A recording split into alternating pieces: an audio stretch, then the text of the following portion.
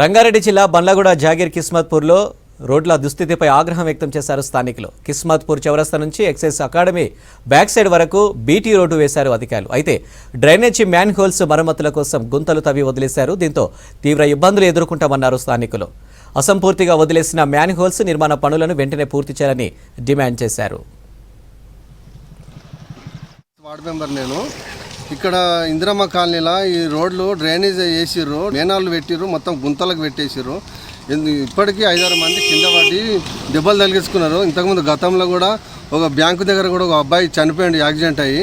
ఇప్పటి వరకు ఏం కమిషనర్ గారికి కూడా చెప్పాము, కార్పొరేటర్లకు, మేయర్లకు అందరికి చెప్తే కూడా ఎవరు పట్టించుకోవట్లేదు. ఎమ్మెల్యే గారికి కూడా నిన్న మెసేజ్ పంపించినాం వాట్సాప్లో.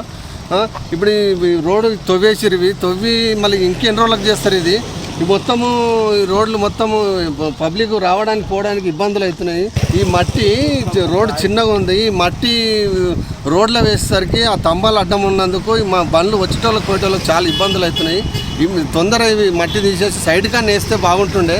సైడ్కి వేయకుండా రోడ్లో వేసారు కాబట్టి ఈ మట్టి తొందర మనం ఈ వరకు ఈ మేనలు కంప్లీట్ చేసేసి రోడ్డు కూడా కంప్లీట్ చేసేస్తే ఈ కరెంటుది స్తంభాలు కూడా ఎవరైనా చీకట్లో ఎవరైనా తాగినోడు పోయినోడు వచ్చి స్తంభాలకు గుద్దుకున్నాడు అంటే చనిపోయే